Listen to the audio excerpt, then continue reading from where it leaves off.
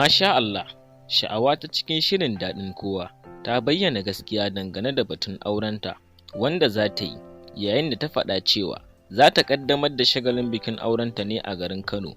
A duk lokacin da Allah ya kai mu wannan lokaci, za ta buga aibin katin gayyata.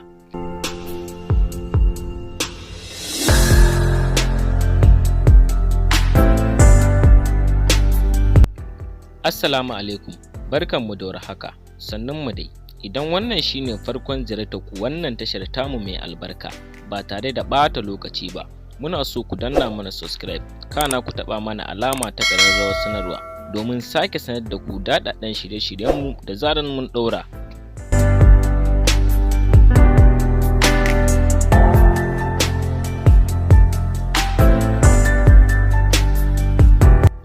Jarumar ta ƙara da cewa idan har ta yi aure ba za ta ƙara yin harkar fim ba, saboda mijin da za ta aura baya son harkar fim.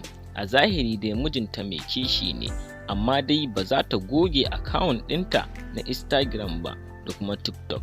A yanda jarumar ta faɗa kenan.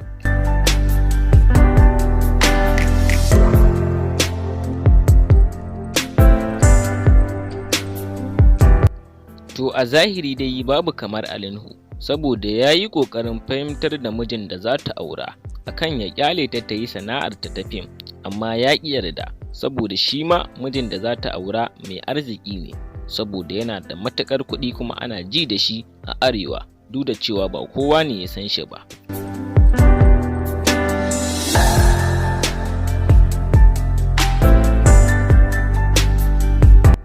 Ba tare da ɓata lokaci ba, duka dai a nan za mu kawo muku ƙarshen shirin namu ne.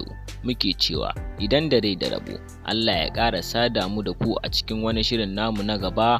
Mun gode.